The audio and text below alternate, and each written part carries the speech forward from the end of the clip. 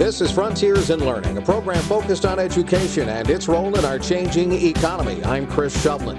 Coming up in a bit on Frontiers in Learning, Pat Nolan, the facilities manager at Lincoln Learning Solutions Midland operation, talking about Lincoln Learning's Day of Service to the community. But first, Dennis Nichols joins me. He's the president of Nichols Consulting Services. His firm provides consulting and management services in the areas of sales, marketing and business, and government relations. He's also the vice chairperson of the Beaver County Chamber of Commerce and the chair of the Economic Development Task Force. Dennis, as you know, is a former Beaver County commissioner who was in office when Shell Chemicals made its decision to locate its new ethane cracker plant in Beaver County. We sat down this week at the Town Square restaurant in downtown Beaver. And Dennis, it appears to me that you're busier now than you were when you were a commissioner. Well, we've tried to stay engaged with community service, and a lot of my interest has been with economic development and education, so those are the two areas I try to focus in quite a bit. Why are you so passionate in those areas? I think it's just been something I've been interested in all my life. I had a fairly long business career, and economic development and the development of this area has been important to me for a long time now. Part of the reason I got involved with serving as commissioner for 4 years, and education has always been a key thing in my life. I mean, it was, I think, part of what I learned early on, and I continue to have interest in that. Before we talk about the state of Beaver County today and how active you are in the valley, let's talk a little bit about your preparation for public life as a commissioner and what during your business career and your education career prepared you for that. I think my involvement really in sales and marketing was a key component in that. I started out my career in engineering and then transitioned into technical sales and service, and most of my career was involved in that. Later on in that career in leadership roles or higher level executive roles. But I think that working with customers and trying to understand what people's needs were and trying to fulfill their needs were important for me. Communication skills. Absolutely, absolutely. And when you're dealing with customers on a day in, day out basis with sometimes a variety of complaints or needs, you need to be able to learn to be flexible and deal with those things. Well, the valley is changing, and Dennis, it was on your watch that Shell made the announcement that they would commit to Beaver County. Let's talk a little bit about the courtship between Shell and Beaver County and how the ethane cracker arrived to be here. It was kind of interesting. I mean, my first engagement with Shell or Shell representatives came when I was still a chairman of the Board of Supervisors in Brighton Township. Early on, Shell had sent consultants into the field to kind of gauge the receptiveness, if you will, of the community and what that might be like if a chemical company would come into the area. And I remember being interviewed by one of those consultants who at the time wouldn't tell you who they were working for or what it was all about, but trying just to gauge the mood of the community. And it kind of went from there. And then soon after, we found out that it was Shell and some of the things that they were possibly thinking about. And the commissioners were heavily involved with that from the beginning. I think probably as an elected group, other than maybe the governor himself, the commissioners were probably more closely aligned or in discussions with Shell over that 4-year period than any other group. How active was business, how active was education in communicating with Shell early on? Well, I think the communications are something that Shell is very cognizant of that type of thing, and their community relationship is very important to them. And I think you can see in the way that they've conducted themselves with the kind of public meetings that they had over a 4-year period, again, trying to gauge that receptiveness to the community was really important. And before they made the final decision, when we had to sign off on what was called the KOZ, the Keystone Opportunity Zone, that would have helped them with financial credits with the state and so forth, they really wanted and were expecting all the different entities, which was the school district, the township, and the county, to sign off on those sort of things. Had that not occurred, I don't think Shell would be here today. So it was very important to them to have that kind of relationship. Dennis Nichols is my guest. He is the president of Nichols Consulting Service here in Beaver County, former Beaver County Commissioner. We're talking about Beaver County today and how it's developing, and the future is coming, and frankly, it's here already. Before we get into that future and what we expect Beaver County to start shaping into, let's talk about its industrial past. Obviously, this is the first big industrial news Beaver County has had since, I want to say, in the early 1900s.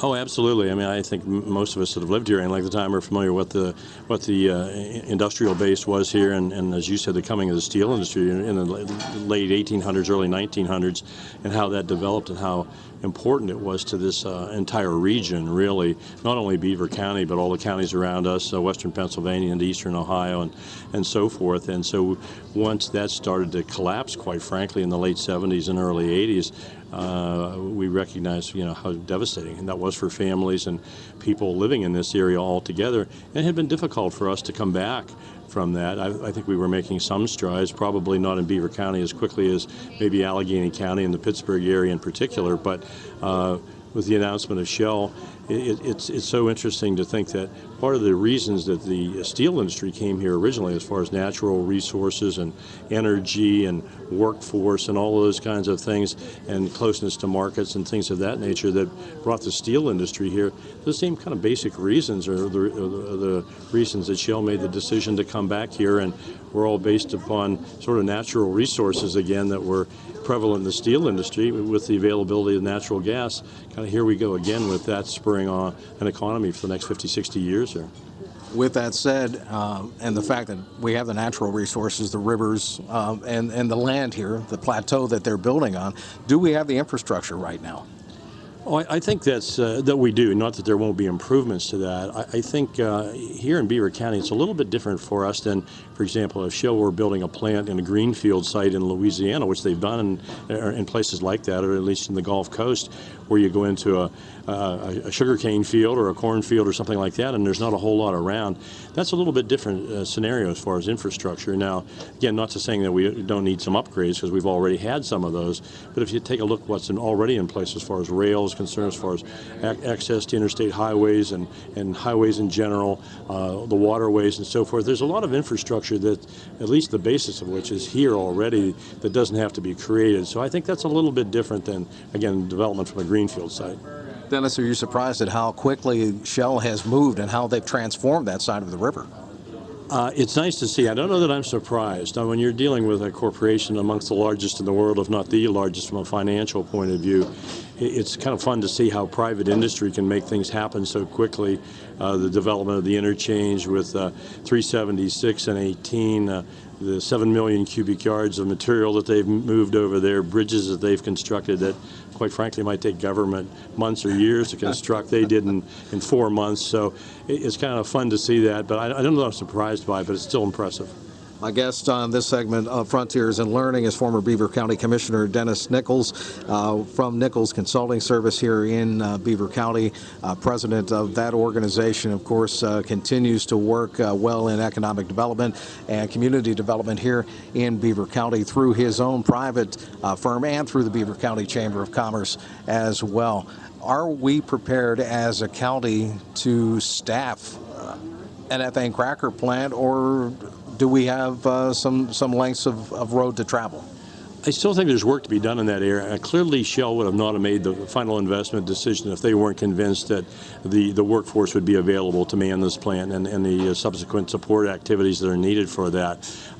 Shell had worked closely with the state, the governor's office, the Workforce Development Board, Department of Labor and Industry, and the local service providers, Community College, Penn State, and others, making sure that there are ways that's going to happen. Now, that work's still underway. Not to say that we have a line of people ready to go to work tomorrow, but that's in the pipeline, and I'm very confident that that's going to be the case, that they will have it. And again, Shell wouldn't have made the decision if they weren't convinced that that would be the case too. And I would like to say, with a lot of the jobs being union jobs, both in construction and in the plant, the unions have cooperated. The Labor Council and so forth work very closely with government and with Shell and Bechtel to assure that they're going to have the right kind of workforce available. But we really need to find young people that are dedicated to working in union type positions, and industry is quite a bit different than it was 50, 60 years ago. We need people that have technical skills, but they also need education beyond, for the most part, high school, maybe another 2 years of technical school or apprenticeship or that type of thing to be capable of filling these jobs. There's tremendous opportunity there, and my only concern at this point is that whether Beaver Countyans will react in as quickly as they need to in a positive way to get this additional training, because the jobs are going to be there for them, and the powers to be have made the commitment that they will try to hire local first, but we need to be trained appropriately and be in position to take those jobs. We'll continue that part of the conversation next on Frontiers in Learning with former County Commissioner Dennis Nichols right here. Do you want a more secure future? Can you keep the plant running and work in a state-of-the-art facility? Then enroll in Community College of Beaver County's Process Technology program, and in just 2 years, earn a degree and be on your way to a high-tech career with companies like Shell, ECI, Ecolab, BASF, and MarkWest. Classes start August 28th. Visit ccbc.edu/process to see how you can thrive as part of the region's new workforce.